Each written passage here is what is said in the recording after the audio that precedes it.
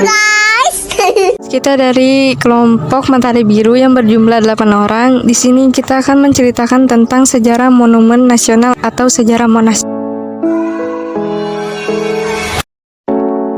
Pada 12 Juli 1975, Monumen Nasional resmi dibuka untuk umum. Siapa yang tahu dengan Tugu Monumen Nasional? Tugu yang lebih populer dengan sebutan Monas, ini adalah sebuah monumen peringatan untuk mengenang perjuangan rakyat Indonesia dalam merebut kemerdekaan dari tangan Belanda. Tugu Monumen Nasional terletak di Lapang Merdeka yang sesuai dengan keinginan dari Insinyur Soekarno, di mana beliau menginginkan adanya sebuah monumen lambang perjuangan di suatu tempat yang heroik. Pembangunan Monas dimulai dari tanggal 17 Agustus 1961 dan resmi dibuka untuk umum pada tanggal 12 Juli 1975. Ya, dibutuhkan waktu selama 14 tahun untuk mendirikan tugu setinggi 132 meter ini. Panjangnya, waktu pembangun menggambarkan bahwa terdapat beberapa permasalahan dalam proses pembuatan tugu ini. Soekarno memang membayangkan sebuah tugu perjuangan di lokasi yang bersejarah. Namun Soekarno belum membayangkan bagaimana bentuk dari tugu tersebut.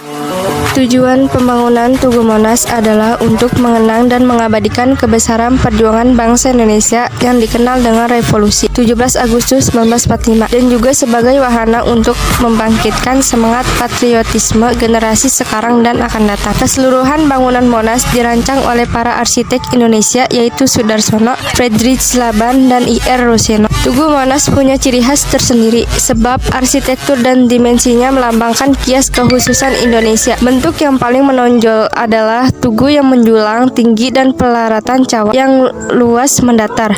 Di atas tugu mendapat api menyala seakan tak kunjung padam, melambangkan keteladanan semangat bangsa Indonesia yang tidak pernah surut berjuang sepanjang masa. Bentuk dan tata letak Monas yang sangat menarik memungkinkan pengunjung dapat menikmati pemandangan indah dan sejuk yang memesona. Berupa taman di mana terdapat pohon dari berbagai provinsi di Indonesia. Kolam air mancur tepat di lorong pintu masuk membuat taman menjadi lebih sejuk, ditambah dengan pesona air mancur bergoyang. Di dekat pintu masuk menuju pelataran Monas itu juga nampak megah berdiri patung Pangeran Diponegoro yang sedang menunggang kuda. Patung yang terbuat dari perunggu seberat 8 ton itu dikerjakan oleh pemahat Italia, Prof. Caberlato, sebagai sumbangan oleh Konsulat Jenderal Honores Dr. Mario di Indonesia. Gagasan awal pembangunan Monas muncul setelah 9 tahun kemerdekaan diproklamasikan. Beberapa hari setelah peringatan HUT ke-9 RI, dibentuk Panitia Tugu Nasional yang bertugas mengusahakan berdirinya Tugu Monas. Panitia ini dipimpin oleh Sarwoko Martukusumo, Suhud selaku penulis,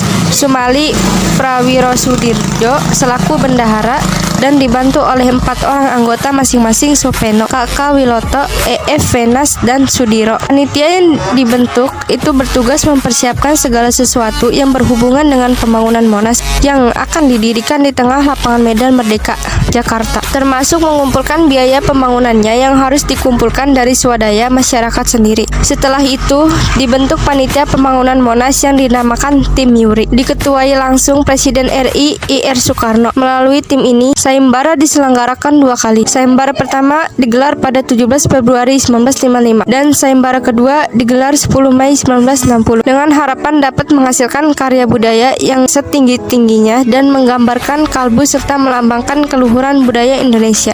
Dengan sayembara itu, diharapkan bentuk tugu yang dibangun benar-benar bisa menunjukkan kepribadian bangsa Indonesia bertiga dimensi. Tidak rata, tugu yang menjulang tinggi ke langit, dibuat dari beton dan besi serta batu pualam yang tahan gempa, tahan kritikan zaman sedikitnya 1000 tahun, serta dapat menghasilkan karya budaya yang menimbulkan semangat kepahlawanan.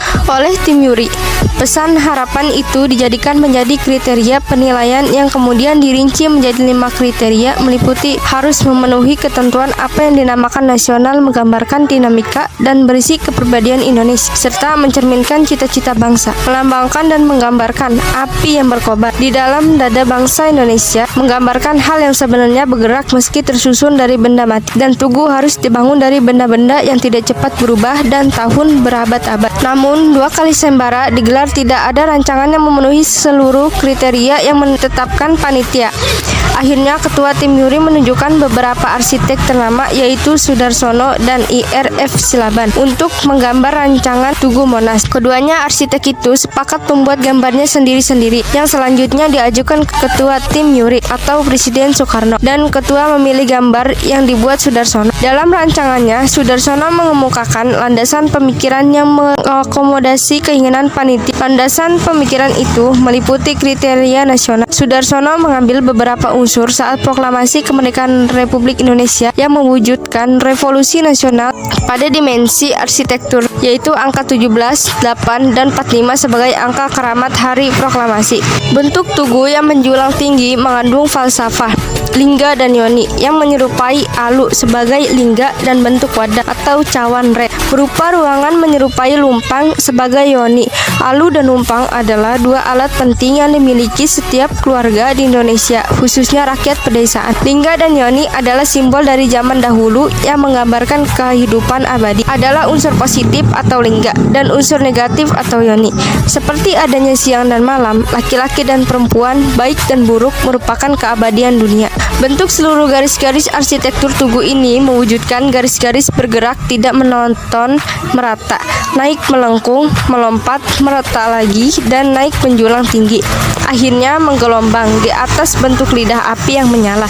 Badan tugu menjulang tinggi dengan lidah api di puncaknya, melambangkan dan menggambarkan semangat yang berkobar dan tak kunjung padam di dalam dada bangsa Indonesia. Proses pembangunan Monas. Pembangunan Tugu Monas dilaksanakan melalui 3 tahapan, yaitu tahap pertama 1961 sampai 1965, kedua 1966 sampai 1968, dan tahap ketiga 1969 sampai 1976. Pada tahap pertama, pelaksanaan pekerjaannya di bawah pengawasan Panitia Monumen Nasional dan biaya yang digunakan bersumber dari sumbangan masyarakat. Tahap kedua, pekerjaannya masih dilakukan di bawah pengawasan Panitia Monas. Hanya saja biaya pembangunannya bersumber dari anggaran pemerintah pusat CEKI Sekretariat Negara Republik Indonesia. Pada tahap kedua ini, pembangunan mengalami kelesuan karena keterbatasan biaya. Tahap ketiga, pelaksanaan pekerjaan berada di bawah pengawasan Panitia Pembina Tugu Nasional dan biaya yang digunakan bersumber dari pemerintah pusat CEKI Direktorat Jenderal Anggaran melalui Repelita dengan digunakan daftar isian proyek atau DIP. Cukup sekian pembahasan tentang Monumen Nasional dari kelompok kami. Apabila ada salah kata tentang pembahasan tersebut, kami mohon maaf. Assalamualaikum warahmatullahi wabarakatuh.